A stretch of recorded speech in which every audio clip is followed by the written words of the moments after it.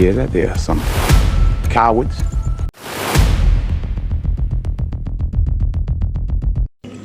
လူ9ယောက်ထဲနဲ့စစ်တပ်တစ်ခုလုံးဘလို့ရင်ဆိုင်မလဲသူတို့ကသူရဲကောင်းတွေလားဒါမှမဟုတ်တေမင်းစီကိုကိုယ်တိုင်လမ်းလျှောက်သွားနေတဲ့အယူတွေလားဒီနေ့မှာတော့1889ခုနှစ်တီကိုတူတူပြန်သွားပြီးသမိုင်းမှာကြမ်းရင်ခက်မဲ့အနောက်တိုင်းအရှင်စကားကြီးကိုကျွန်တော်က recap ပေးသွားမှာဖြစ်ပါတယ်1889ခုနှစ် Rogri ဆိုတဲ့မြို့ငယ်လေးကိုမြင်ရမှာပါဒီမြို့လေးကအေးချမ်းနေပေမဲ့လူတယောက်ရဲ့ရက်စက်မှုအောက်မှာပိတ်မိနေပါတယ်အဲ့ဒီလူကတော့ဘိုးပါသူကချမ်းသာတော့အရန်ရက်ဆက်ပြီးရိုဂရီမှာရွှေတွင်းနေရှိနေတာပဲမြို့သားတွေတော့ငရဲဖြစ်လာခဲ့တာပါဘိုးဟာမြို့သားတွေကိုလောက်ခနဲနဲနဲ့ကြုံလိုခိုင်းတယ်သူတို့မိယာတွေကိုအတင်းလူတယ်တနေ့မှာတော့မြို့သားတွေကတိမခံနိုင်တော့ပဲဖះเจ้าမှာစုဝေးပြီးတိုင်ပင်ကြပါတယ်ဒိုးတွေဖတ်ပြီးမလားဒါမှမဟုတ်တိုက်ရိုက်ရင်ဆိုင်မလားဆိုရဲမိကုန်းနဲ့ပေါ့ဒါပေမဲ့အဲ့ဒီချိန်မှာပဲဖះเจ้าတကားကြီးကဝုန်းဝန်းနဲ့ပွင့်သွားပြီးဘိုးနဲ့သူ့ရဲ့လက်နက်ကင်လူမွေးတွေဝင်လာပါတော့တယ်ဘိုးရဲ့ရာဇသံကရိုးရှင်းပါတယ်ဒီမြေကွက်တွေကိုငါ$20နဲ့ဝယ်မယ်နှစ်ပတ်တွင်းမြို့ကနေထွက်သွားကြမဟုတ်ရင်တေဖို့သာပြင်ထားဆိုပြီးပြောခဲ့တာပါ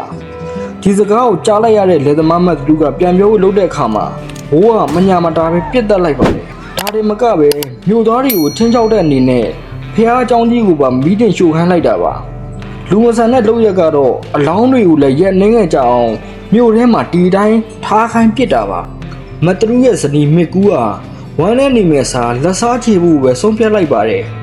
သူမဟာအနီးနားမြို့တစ်မြို့ကိုတွားပြီးအကူကြီးရှာတဲ့အချိန်အဲ့ဒီမှာပဲကျွန်တော်တို့ရဲ့ဇက်လိုက်ကျော်စမ်းချစ်စင်နဲ့စတွေ့တာပါစမ်းဟာဝရမ်းပြေးတွေကိုလိုက်ဖမ်းတဲ့လူဆိုးထွေးတယောက်ဖြစ်ပြီးဘာတစ်ခုမှစမ်းကိုရန်စားတဲ့သူတွေကိုသူဘလို့မျက်စိတမိတ်တွင်ရှင်းပြလိုက်လဲဆိုတာကတော့တကယ်ကိုပရိုကြလုံးပါလေ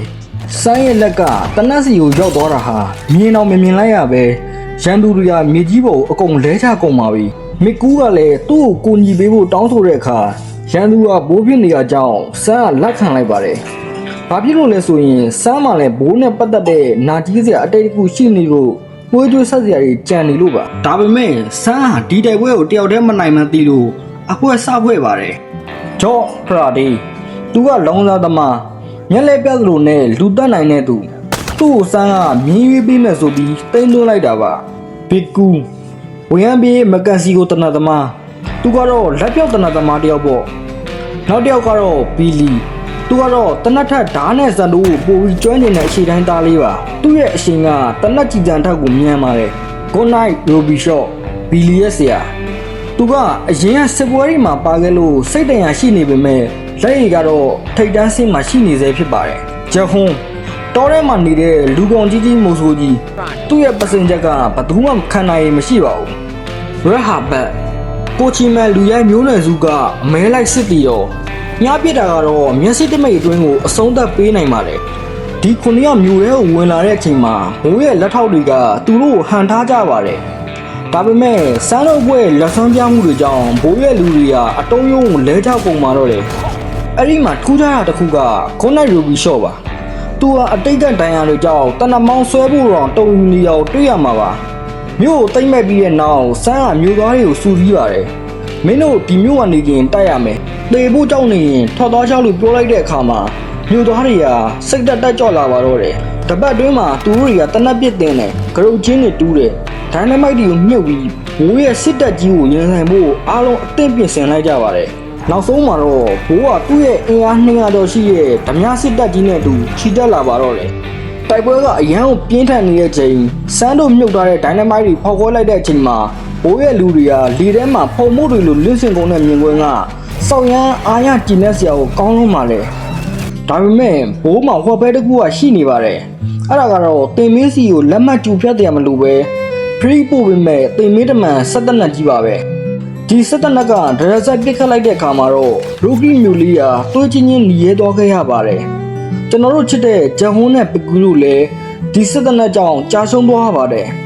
မျော်စင်ပေါ်ကနေကာကွယ်ပေးနေတဲ့ဘီလီနဲ့ရိုဘီရှော့တို့ဆရာတစ်ပတ်နှစ်ယောက်လည်းကြည်တံမိုးတွေကြားမှာအတူတူကြာဆုံးသွားခဲ့ရပါတယ်အခြေအနေတွေကအရန်ကိုစိုးနေပြီးဒီစစ်တပ်နက်ကြီးကိုမဖျက်ဆီးနိုင်ရင်အားလုံးသေကုန်တော့မှာပါအဲ့ဒီမှာပဲဖရာဒီကဒိုင်ယာတွေပြင်းထန်ရနေတဲ့ကြားရကနေမြင်းစီးပြီးတော့စစ်တပ်နက်ရှိရာကိုစွတ်တိုးဝင်သွားပါတယ် သူလဲကျသွားချိန်မှာဓမြတွေကသူ့သေးပြီးတင်တဲ့အနားကိုလာခဲ့ကြတယ်ဒါပေမဲ့ဖရာရီရဲ့လက်ထဲမှာမင်းကြီးပြီးသားဒိုင်းနမိုက်ကြီးရှိနေပါတယ်ဘုံဆိုတဲ့အတန်ကြီးနဲ့တူဖရာရီကသူ့ကိုယ်သူစတေးပြီးစစ်တပ်နဲ့ကြီးနဲ့ဓမြတွေကိုအကုန်ရှင်းပစ်လိုက်ပါတော့တယ်နောက်ဆုံးမှာတော့စမ်းနဲ့ဘိုးတို့ထိတ်တိုက်တွေ့ကြပါပြီဘိုးဟာတေကန်နေ့အချိန်ထိကြောက်လန့်ကြားနဲ့ဖျားသားတွေရွတ်နေပေမဲ့စမ်းကတော့သူ့မိသားစုတို့လက်သားချီဖို့ကိုဝင်မလေးခဲ့ပါဘူးမစ်ကူးရဲ့နောက်ဆုံးကြည့်တဲ့တစ်ချက်ကဘိုးရဲ့ရင်ဘက်ကိုပေါက်ထွက်သွားပြီးတဲ့နောက်မှာတော့ရိုဂရီဆိုတဲ့မျိုးလေးဟာအမောင်တူတွေကနေလွတ်မြောက်သွားခဲ့ပါပြီတိုက်ပွဲပြီးမှာတော့တဲကောင်း9ယောက်တည်းကစမ်းပစ်ကူးနဲ့ရာဟာဘယ်တို့3ယောက်ပဲအသက်ရှင်ကျန်ရစ်ပါတော့တယ်သူတို့ဟာမြို့ကိုကတ်တင်ပေးခဲ့ပေမဲ့ဘာစုလက်မှမယူပဲရင်းစီပြီးထွက်ခွာသွားခဲ့ကြပါတယ်ကြာဆုံးသွားတဲ့4ယောက်အတွက်ကတော့သူတို့ရဲ့အမည်မသိဂူဘိမှန်လေးကဒီမျိုးသားတွေရဲ့ရင်ထဲမှာထာဝရတည်ရှိနေတော့မှာပါကဲဒီစကားလေးကိုကြည့်ပြီးခင်ဗျားတို့ရင်ထဲမှာဘယ်လိုခံစားရလဲဘယ်ဇက်ကောင်ကိုအကြိုက်ဆုံးလဲဆိုတော့ကောမန့်မှာရေးပေးခဲ့ပါအောင်ဗျာနောက်ထပ်လည်းစိတ်လှုပ်ရှားတဲ့ဇလန်းကောင်းလေးတွေကို recap ပေးသွားမှာဖြစ်လို့